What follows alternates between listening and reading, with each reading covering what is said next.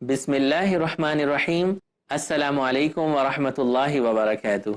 ناظرین، پیس T V Urdu سے میں آپ کو خوش آمدید کہتا ہوں۔ میں ہوں آپ کا ہوسٹ حافظ محمد مامون اصغر۔ ہم پروگرامز کا ایک سلسلہ کر رہے ہیں جس میں ہم اصلاح عقیدہ کے اوپر بات کر رہے ہیں کہ ہمارے عقیدوں کی اصلاح کیسے ممکن ہے۔ قرآن و حدیث کے دلائل سے بات ہو رہی ہے، اور اس موضوع پہ ہمارے ساتھ بات کرنے کے لیے موجود ہیں ابو انشا قاری خلیل الرحمان جاوید صاحب۔ السلام علیکم ورحمۃ اللہ۔ وعلیکم السلام ورحمۃ اللہ وبرکاتہ۔ خیر صاحب، ہم گفتگو کا سلسلہ طرف لے کے جائیں گے۔ ہم بات کر رہے ہیں رسولوں پر ایمان لانے کا، ایک انسان کا صحیح عقیدہ کیا ہو سکتا ہے، کس طرح سے وہ رسولوں کے اوپر ایک مکمل صحیح ایمان لے کے آ سکتا ہے۔ اس حوالے سے بہت سارے لوگوں کا یہ خیال ہے کہ انبیاء کرام یا کچھ خاص رسولوں کے بارے میں ذہن میں یہ آتا ہے کہ وہ نور سے بنے ہوئے تھے، وہ اللہ سبحانہ تعالیٰ نے ان کو لائٹ سے بنایا ہوا تھا۔ تو اس حوالے سے آپ کچھ وضاحت کریں گے کہ اس کی کوئی دلیل قرآن و حدیث میں موجود ہے؟ قرآن و سنت میں اس کی کوئی دلیل موجود نہیں ہے، اس لیے کہ رسول اکرم صلی اللہ علیہ وسلم کے بارے میں بھی اور تمام انبیاء کے بارے میں بھی اللہ نے کہا کہ وما ارسلنا من قبلک من رسول الا رجالا نوحی الیہم، کہ ہم نے جتنے رسول دنیا میں بھیجے ہیں آپ سے پہلے بھی، وہ سارے کے سارے مرد تھے اور ہم اس کی طرف وحی کیا کرتے تھے۔ دوسرا، قرآن مجید میں اللہ رب العالمین نے 15ویں پارے سورہ بنی اسرائیل میں فرمایا قل سبحان ربی هل كنت الا بشر رسولا، کہ انہیں کہہ دیجئے کہ بے شک میرا رب پاک ہے اور میں تو ایک بشر رسول ہوں، ایک بشر۔ تو جب ہم یہ مانتے ہیں کہ تمام انبیاء آدم علیہ السلام کی اولاد سے تھے اور آدم علیہ السلام ابو البشر ہیں، تو جب آدم علیہ السلام ابو البشر ہیں تو پھر ساری کی ساری اولاد ان کی بشر ہے، تو اس سے تو انکار نہیں کیا جا سکتا۔ پھر بشر جو ہے وہ افضل مخلوق ہے، انسان افضل مخلوق ہے اور انبیاء افضل مخلوق میں سے ہیں، بلکہ آپ نوری کہہ کر اس کی عزت میں، اس کی شان میں فرق کرتے ہیں اور گھٹاتے ہیں، اس لیے کہ وہ تو بلکہ تیسرے درجے پر آتی ہے، اور اللہ رب العالمین نے انسان کو پہلے درجے پر رکھا ہے، اور نوری مخلوق کو اللہ نے انسان کی خدمت پر مامور فرمایا ہے، سبحان اللہ۔ اور نوری مخلوق سے انسان کی تخلیق کے بعد اس سے سجدہ کرایا گیا اور انسان کی عظمت کو ان سے تسلیم کرایا گیا اور ان پر واضح کیا گیا۔ سبحان اللہ۔ بشریت اور نبوت، یہ دونوں چیزوں کے بارے میں فرمایا کہ ہم نے جو رسول بھیجا ہے یہ بشر ہے، یہ انسان ہے، اور اللہ کے نبی نے اپنے فرامین سے بھی اس کو واضح فرمایا، اور وہ اس طرح واضح فرمایا کہ حدیث میں آتا ہے کہ آپ نے ظہر کی نماز پڑھائی اور 2 رکعتیں آپ نے پڑھا دی، اور 2 رکعتیں پڑھانے کے بعد آپ نے سلام پھیر دیا اور مسجد سے باہر نکل گئے۔ صحابہ کرام آپس میں چیمیں گوئیاں کرنے لگے کہ آج تو آپ نے 2 رکعتیں پڑھائی۔ ایک صحابی تھے جو ذوالیدین کے نام سے معروف تھے، تو اس صحابی نے تھوڑی ہمت کی اور رسول اللہ صلی اللہ علیہ وسلم سے بڑے ادب سے پوچھا کہ یا رسول اللہ، آج نماز کم ہو گئی ہے یا آپ بھولے ہیں؟ آپ نے فرمایا نہ تو نماز کم ہوئی ہے نہ میں بھولا ہوں۔ تو اس نے کہا نہیں یا رسول اللہ، دونوں میں سے ایک بات تو ہے۔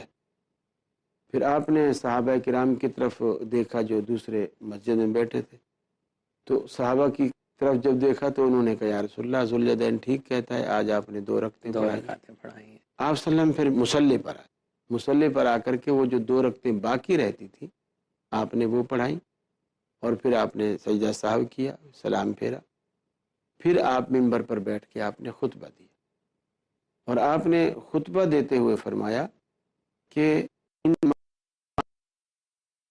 ہوں انسا کما تنساؤں، میں ایسے بھولتا ہوں جیسے تم بھولتے ہو، اذا نسیت فذکرونی، جب میں بھولا کروں مجھے یاد دلایا کرو۔ اب نبی کریم صلی اللہ علیہ وسلم نے اپنی زبان اقدس سے کہا کہ میں بھی ایک انسان ہوں، یعنی بھولتا ہوں جیسے تم بھولتے ہو، جب بھی بھولوں تو مجھے یاد دلایا کرو۔ تو آپ کے اپنے فرمان سے بھی اور قرآن مجید سے بھی یہی ظاہر ہوتا ہے۔ پھر قرآن مجید نے ایک اور بڑی بات کی، فرمایا لو کان فی الارض ملائکۃ، اگر زمین کے اندر فرشتے ہوتے اور وہی یہاں رہتے ہوتے، وہی آباد ہوتے اور وہی کھاتے پیتے سب، تو پھر لنزلنا علیہم من السماء ملکا رسولا، پھر ہم ان کے لیے رسول بھی آسمان سے کوئی فرشتہ ہی اتارتے۔ اگر یہاں فرشتے رہتے ہوتے تو ان کے لیے رسول بھی فرشتہ اتارتے. گویا اس کو اللہ نے بطور دلیل کے کہا کہ یہاں چونکہ انسان آباد ہیں اس لیے ہم نے ان کے لیے رسول بھی انسان بھیجا ہے. وہ اس لیے فرشتہ ہماری ضرورتوں کو نہیں سمجھتا، اس کی اپنی ضرورت ہی کوئی نہیں ہے. اور جب ہم میں سے اللہ کا رسول آیا وہ انسان کی ہر ضرورت کو سمجھتا ہے، اس لیے کہ اللہ کے نبی کے اندر وہ انسان کی تمام ضروریات موجود ہیں جو ایک انسان میں، ابن آدم میں ہوتی ہیں. اب اگر جبریل ہمارے ہاں رسول بنا کر آ جاتا تو ہم یقین مانیے یا تو مسلمان نہ ہوتے اور یا کوئی شخص ایک آدھ دن مسلمان رہتا اس کے بعد اسلام چھوڑ کے بھاگ جاتا. جبریل کہتا دیکھو میں اللہ کا رسول ہوں، میں شادی نہیں کرتا تم کیوں کرتے ہو، میں پانی نہیں پیتا تم کیوں پیتے ہو، میں روٹی نہیں کھاتا تم کیوں کھاتے ہو، میں کاروبار نہیں کرتا تم کیوں کرتے ہو، میں سارا دن ذکر اذکار کرتا ہوں تم بھی اسی پہ لگے رہو. تو ہم اس پیغمبر کی پیروی کر ہی نہیں سکتے تھے. اللہ نے ہم میں سے جو رسول بھیجا ہے وہ ہم میں سے اس لیے بھیجا ہے کہ وہ ہماری ضرورتوں کو جانتا ہے. صحابہ نے کہا غزوہ خندق میں یا رسول اللہ ہمیں اتنی بھوک لگی ہے اور اتنے ہم پریشان ہیں کہ ہم نے پیٹوں پہ پتھر باندھے ہوئے ہیں. انہوں نے قمیض اپنے اٹھا کر صحابہ کرام نے دکھائے کہ پتھر اس لیے باندھتے تھے کہ پتھر کے وزن سے پیٹ جب دبتا ہے تو وہ جو اندر آنتیں ہوتی ہیں وہ دب جاتی ہیں. جب وہ دبتی ہیں تو وہ ایسے سمجھتی ہیں کہ جیسے ہم بھر گئی ہیں تو وہ مانگنا چھوڑ دیتی ہیں، یعنی کچھ دیر تک بھوک کی شدت کم ہو جاتی ہے. تو اب رسول اللہ صلی اللہ علیہ وسلم نے، صحابہ کرام نے جب اپنے پیٹ سے کپڑا اٹھا کر دکھایا، آپ نے اپنے بطن مبارک سے کپڑا اٹھایا اور فرمایا کہ تمہیں اتنی بھوک ہے تم نے ایک پتھر باندھا ہے اور مجھے اتنی بھوک ہے کہ میں نے 2 پتھر باندھ رکھے. اللہ اکبر. غزوہ احد کے اندر آپ گرتے ہیں، ایک گڑھے کے اندر جا پڑتے ہیں، آپ کا خود آپ کے سر میں کھبتا ہے اور خون جاری ہوتا ہے اور حضرت فاطمہ نے کوئی کپڑا جلا کے پھر اس کی راکھ آپ کے اس میں زخم میں بھری، خون رکا، آپ کا دندان مبارک شہید ہوا، خون بہا. آپ کو خون بہتا تھا، آپ کو تکلیف ہوتی تھی، آپ کو دکھ ہوتا تھا. جی بالکل. آپ اپنے بیٹے کی میت کو اپنے ہاتھوں میں لیے ہوئے ہیں اور آپ کی آنکھوں سے آنسو جاری ہیں اور آپ فرماتے ہیں ان بفراقک لمحزونون یا ابراہیم، ابراہیم تیری جدائی کا ہمیں بہت دکھ ہوا ہے لیکن اللہ کے فیصلوں پہ ہم راضی ہیں، ہم اس میں کچھ نہیں کر سکتے.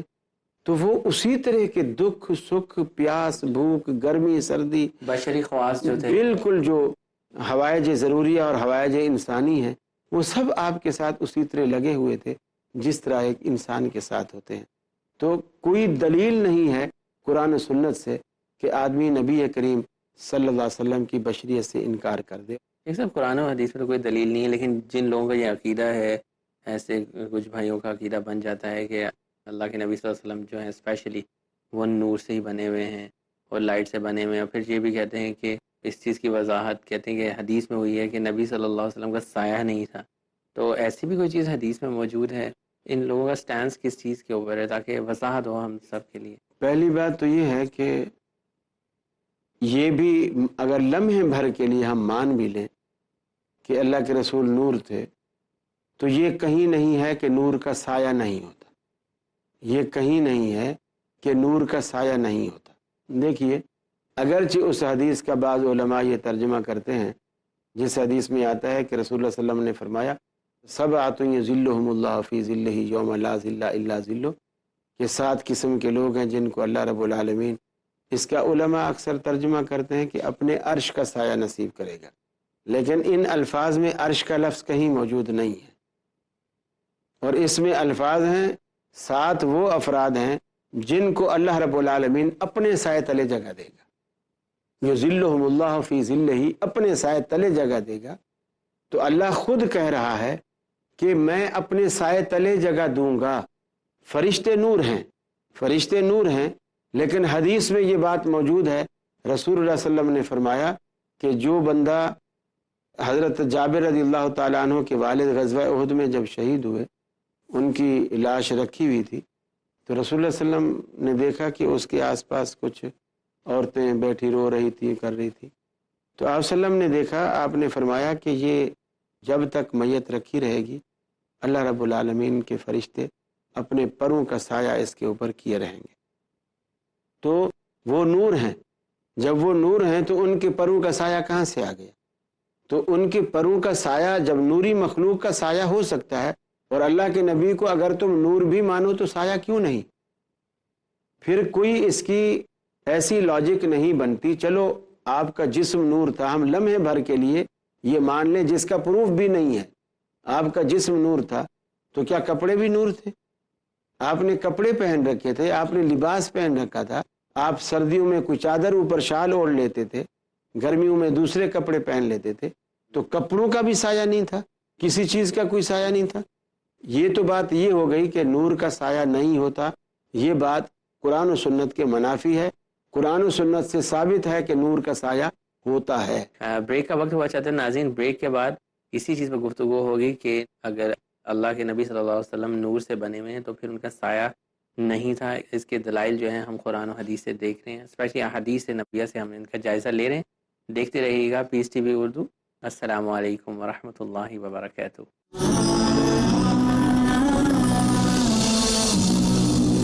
السلام علیکم ورحمۃ اللہ وبرکاتہ۔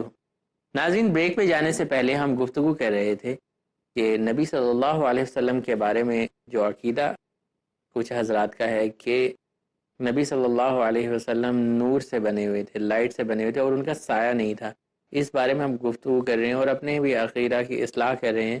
شیخ صاحب، آپ ہمارے ناظرین کے لیے اس چیز کی وضاحت کریں کہ کیا کوئی ایسی احادیث موجود ہیں جن میں نبی صلی اللہ علیہ وسلم کے سائے کے بارے میں کوئی بات ہوئی ہو، کچھ ذکر ہوا ہو؟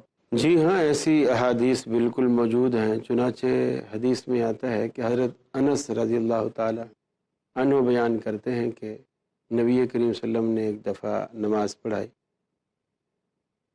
اور نماز غالباً وہ فجر کی نماز تھی، اور اس نماز میں آپ نے ایسے اپنا ہاتھ آگے بڑھایا اور پھر پیچھے کھینچ لیا۔ تو فرماتے ہیں کہ جب چونکہ نماز میں آپ نے یہ عمل پہلی دفعہ کیا تھا، اس سے پہلے آپ کی روٹین میں یہ چیز نہیں تھی، تو جب سلام پھیرا تو ہم نے عرض کیا، یا رسول اللہ، آج آپ نے نماز میں ایسا عمل کیا ہے جو اس سے پہلے آپ نے کبھی نہیں کیا۔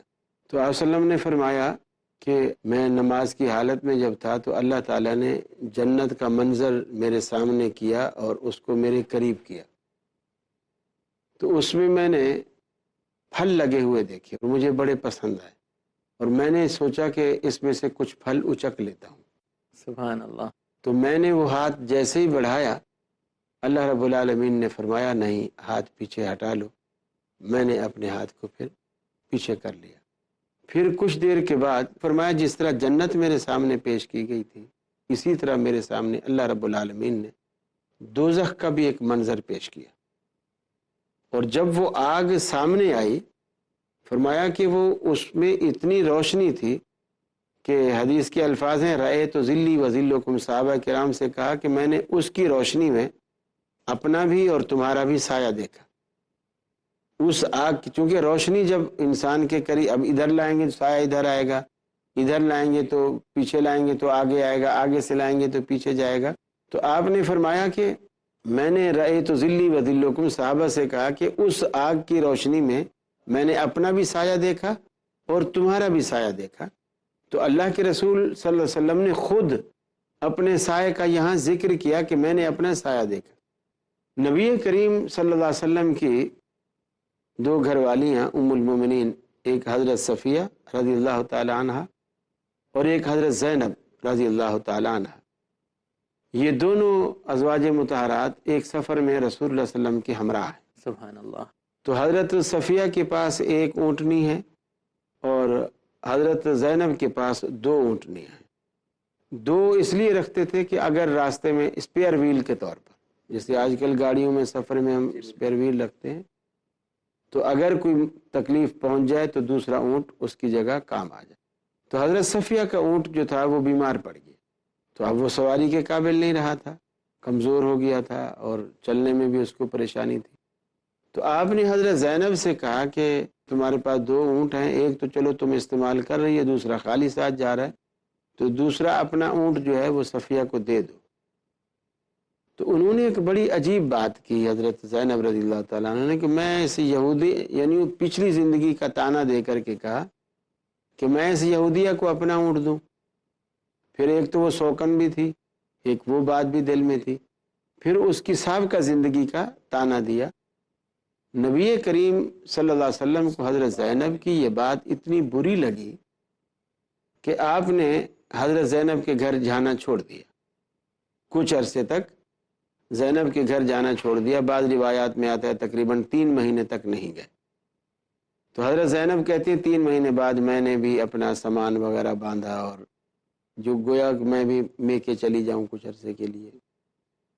تو وہ سامان وغیرہ بھی باندھ رہی تھی، تو وہ مکان کا جو دروازہ ہے وہ اس طرح تھا کہ سورج سامنے پڑتا ہے اور کچھ دھوپ اس دروازے سے اندر آ رہی ہے۔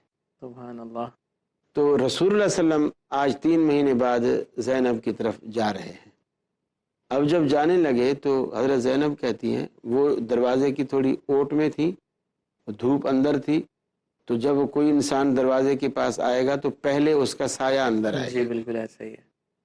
تو فرماتی ہیں کہ کسی انسان کا سایہ میرے کمرے کے اندر آتا ہوا مجھے دکھائی دیا، تو میں حیران تھی کہ بھی رسول اللہ صلی اللہ علیہ وسلم تو نہیں آ رہے، تو کون ہو سکتا ہے؟ بس ابھی میں سوچ ہی رہی تھی کہ اللہ کے رسول بھی اندر تشریف لے آئے۔ تو پہلے ان کا سایہ داخل ہوا اور پھر نبی کریم صلی اللہ علیہ وسلم خود داخل ہوئے۔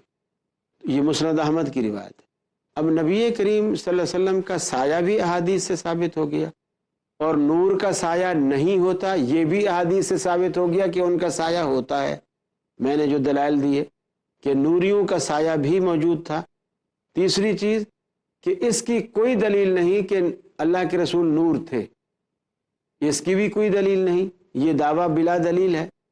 پھر اس کا اتنا برا اثر ہے ہمارے عقیدے کے اوپر کہ آپ کہیں گے میاں دنیا چاند پہ پہنچ گئی اور مولوی ابھی تک نور اور بشر کے مسئلے میں لگے ہوئے ہیں۔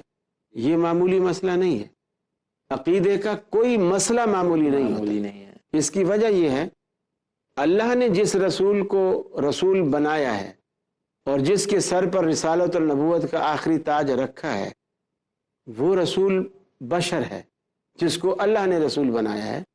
میں اگر اپنے ذہن میں کسی نوری کو رسول مانتا ہوں تو ظاہر بات ہے اللہ نے تو نوری کو رسول نہیں بنایا ہے، تو پھر وہ شخص کسی ایسے شخص کو رسول مان رہا ہے جس کو اللہ نے نہیں بنایا ہے۔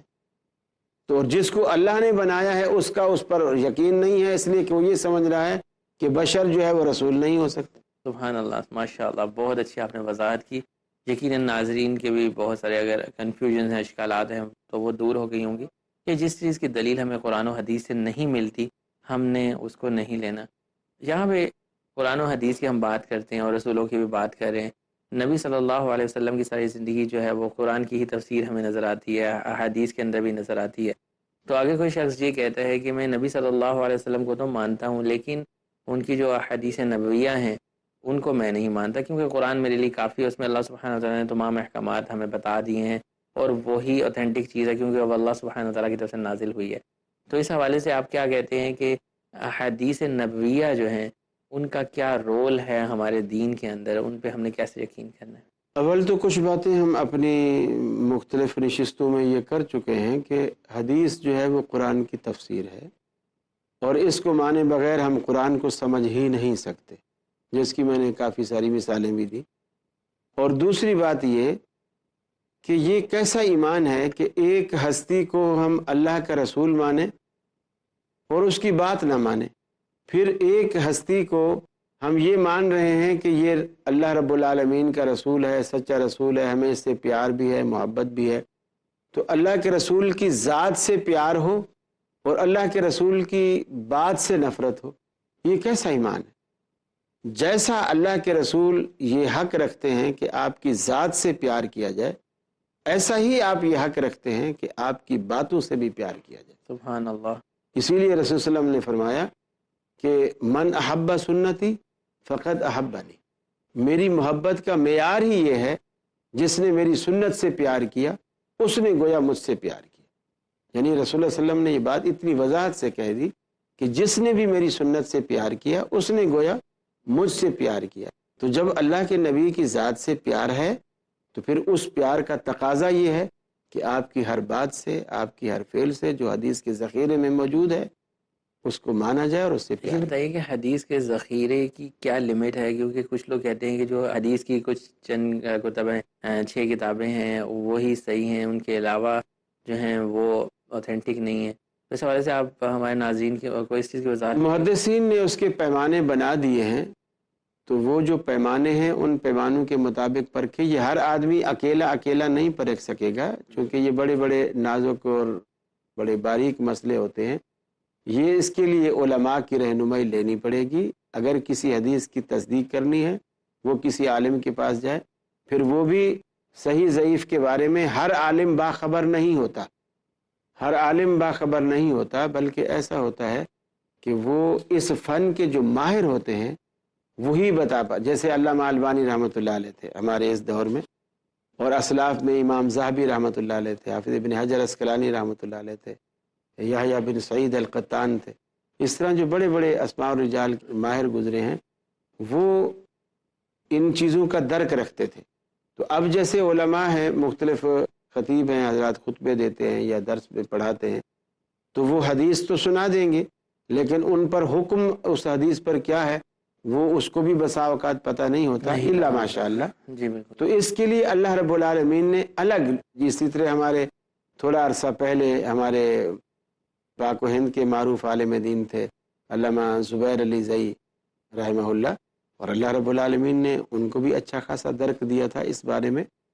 تو اس لیے پھر وہ علماء جو اس فیلڈ میں ماہر ہیں ان سے رہنمائی حاصل کر کے یہ معلوم کیا جائے. البتہ کچھ کتابیں ایسی ہیں جن پر علماء تحقیق کر کے اس کی صحت پر مہر لگا چکے ہیں، اور تمام مسلمانوں کے طبقات اور تمام مسلمانوں کے جتنے فرقے ہیں سب نے اس کو صحیح مانا ہے کہ اصح الکتب بعد کتاب اللہ صحیح البخاری، کہ قرآن مجید کے بعد اگر دنیا میں کوئی صحیح ترین کتاب ہے تو وہ بخاری شریف ہے.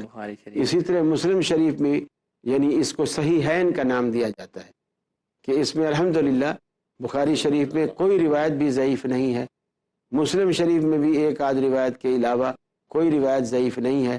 اور یہ اتنے صحیحین کا ذخیرہ ہے.